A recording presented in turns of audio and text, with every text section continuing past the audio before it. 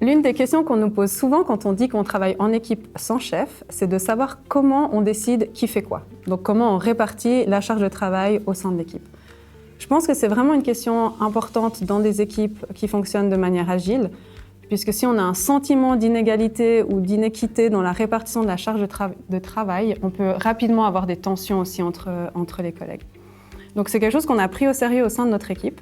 Et pour y répondre, on a développé tout un outil qui nous permet de répartir l'ensemble de nos tâches entre nous, en se basant sur un concept qui est très connu dans les méthodologies agiles qui s'appelle les story points, ou les points d'effort, si on essaye de le traduire en français. Le système est assez simple, on essaye de donner une note à chacune des tâches. Donc c'est une note qui va prendre en compte le temps dont on a besoin pour réaliser la tâche, mais qui prend aussi en compte toute sa complexité. Les risques qu'on prend en la réalisant, est-ce qu'on a une pression en termes de temporalité, est-ce qu'on est seul sur la tâche ou est-ce qu'on a l'aide de collègues. Donc finalement, c'est un peu la prise de tête qu'on a au moment de réaliser la tâche.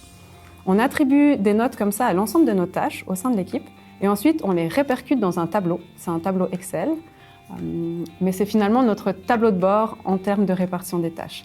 Dans ce tableau, on va voir la liste des tâches, on va voir leur point d'effort, donc le poids que chaque tâche a.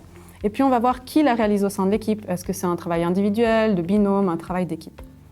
Et surtout sur ce tableau, on va s'assurer que la répartition elle est équitable. On va prendre en compte certains critères assez importants comme le taux de travail de chaque personne pour s'assurer que chacune fasse sa part et surtout dans notre cas en tout cas, que personne n'en fasse trop au sein de l'équipe. Donc c'est un tableau de bord qui nous est assez utile, déjà parce que ça montre une bonne transparence au sein de l'équipe, on sait vraiment qui fait quoi. Quel est l'ensemble des tâches, mais ça nous permet aussi d'accueillir des nouvelles tâches assez facilement. On va pouvoir juger le point d'effort de la tâche, la mettre dans le tableau et voir qui, au sein de l'équipe, peut vraiment prendre cette responsabilité-là. Par contre, on a aussi évidemment certains défis. Déjà, les points d'effort, ce n'est pas quelque chose de fixe dans le temps. Donc une tâche, elle peut être très très complexe par exemple à son début et puis se lisser au fur et à mesure, donc les points d'effort vont finir par diminuer. Et ça, c'est une réalité qu'il est important de prendre en compte quand on gère nos tâches. L'autre chose, c'est aussi que les points d'effort sont individuels finalement.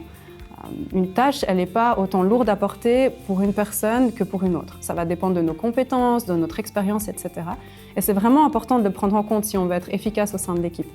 Donc ce tableau de bord, il nous permet aussi de vérifier qu'on ne donne pas finalement les tâches aux personnes pour qui c'est le plus difficile de les réaliser, mais qu'on utilise les talents de tout le monde.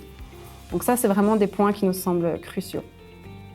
Après, on n'utilise pas ce tableau non plus tous les jours. On se voit 3 ou 4 fois par année au sein de l'équipe pour s'assurer que les points d'effort sont à jour, que les personnes ont une charge de travail qui est normale ou qui est acceptable, et puis que chacun travaille aussi sur des tâches d'intérêt pour lui ou pour elle.